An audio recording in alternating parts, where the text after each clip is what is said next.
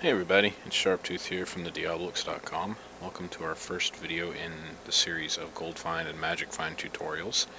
In these videos we're going to show you different ways of farming gold and magic items to increase your currency and such, so you can get further in Inferno or prepare for PvP or whatever you're wanting to do. In this first video I'm going to show you how to farm the Royal Crypts efficiently in Inferno Act 1.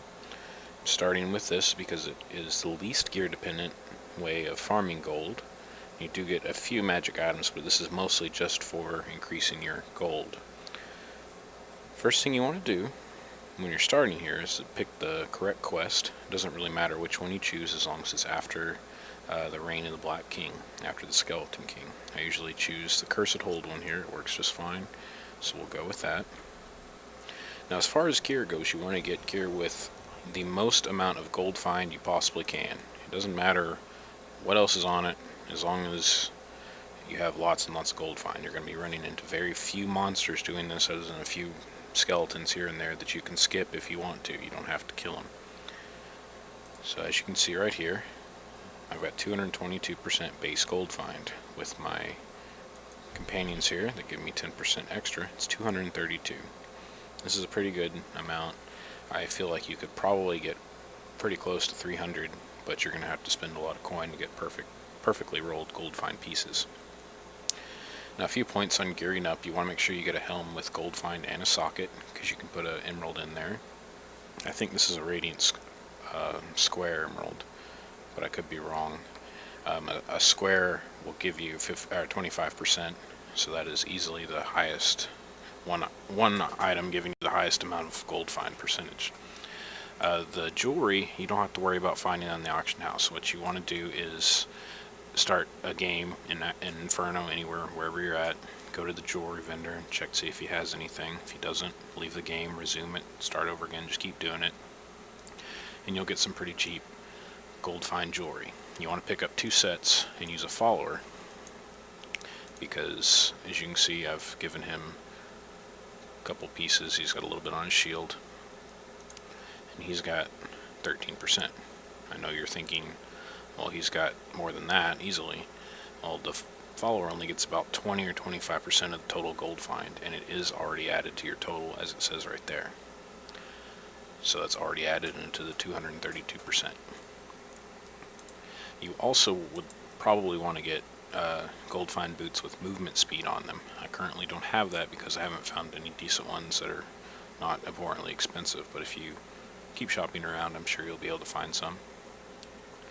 I've chosen a Demon Hunter for a few reasons. First off, he does have an inherent 10% extra gold find from the Ferret Companion. The ferrets also help you pick up gold, which can save you a little bit of time. He also has lots of movement speed effects like Vault and Smokescreen. So let's take a second and go over all the skills I'm using. I'm using Evasive Fire with Covering Fire that shoots in an area of effect type thing to break urns. It's very efficient, doesn't use any hatred, which is important for something I'll explain in a moment. Rain of Vengeance with Dark Cloud. The Dark Cloud automatically targets urns and destructible objects, so it helps you destroy things a little bit faster. It doesn't cost any hatred, which is also, again, important. I'll discuss in a second. Using Smokescreen with Displacement to move a little bit faster. Vault, obviously, with Tumble to make consecutive vaults cheaper. Preparation with Backup Plan to restore discipline, because obviously we're using a lot of discipline here for discipline using skills, if you include Evasive Fire. Now I'm using Hot Pursuit that increases your movement speed by 15% when you're at full hatred, so that's why I'm not using any hatred spending skills, only generating. Tactical Advantage makes you move faster after you vault, Smokescreen, or backflip with Evasive Fire. And Perfectionist just makes sure discipline skills cost less. I'm using a lot of them, so it's worth it. Alright, now on to what we're doing here. You're going to go to the Royal Crypts. Make sure you summon your ferrets. And what we're going to do is we're just going to destroy all the urns. You can kill the skeletons if you want. You can skip them, whatever you want to do. I prefer to kill them just because it only takes a second, and they do drop substantial amounts of gold every now and then. But if you're having trouble with them, you're not using a very good weapon because you're just getting here, feel free to skip them. Might even be faster, I haven't really figured that out. You are going to get a few blues here and there. Most of them are just going to want to sell. But some, you never know, you might get something worth selling. I'm going a little bit slow here since I'm trying to explain at the same time, but you'll get into a swing of things and be able to do these runs in about a minute and a half to a minute and 45 seconds. Some pointers you want to work on here is to recognize the shape of dead villagers and loose stones. Like here's a loose stone right here. If you're not paying attention, you won't see it, and you would have missed out on 600 gold there. There's a dead villager, nothing on him. There's another one, but you never know. So just get familiar with how it looks. This is a kind of a dark environment, so you don't want to miss anything. These runs are very boring, but you can easily do them while watching TV, listen to music, whatever you want to do.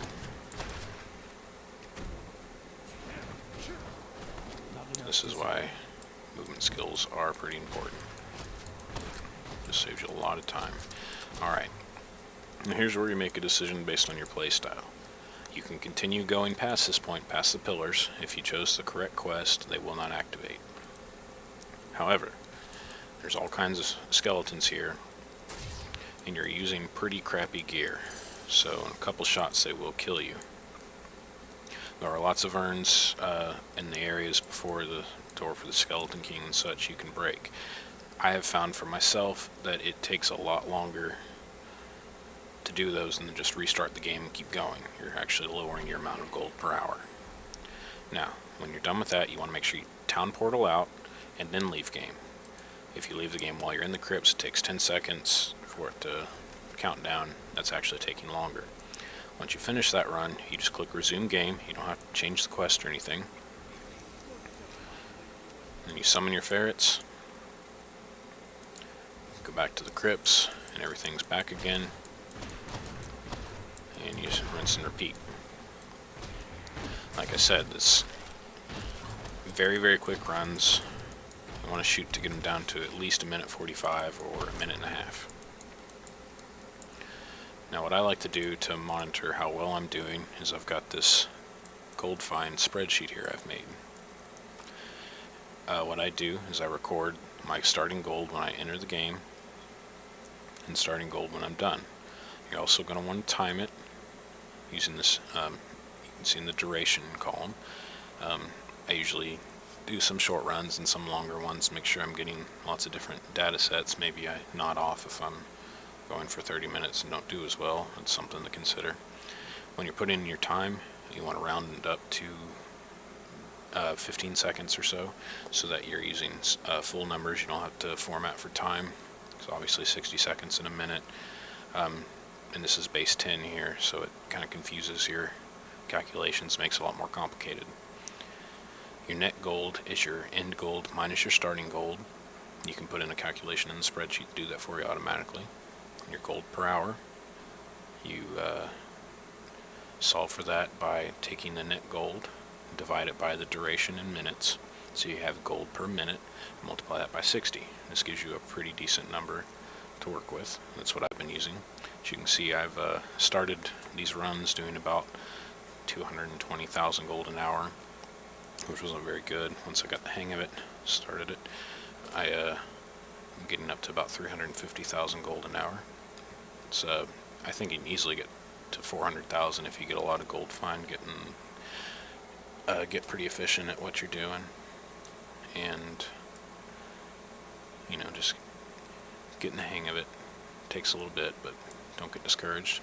It is a lot more gold per hour than Inferno Butcher runs, which we'll be covering in the next video, but you don't have the chance of getting as many rares and such, which might potentially make them more valuable depending on your luck.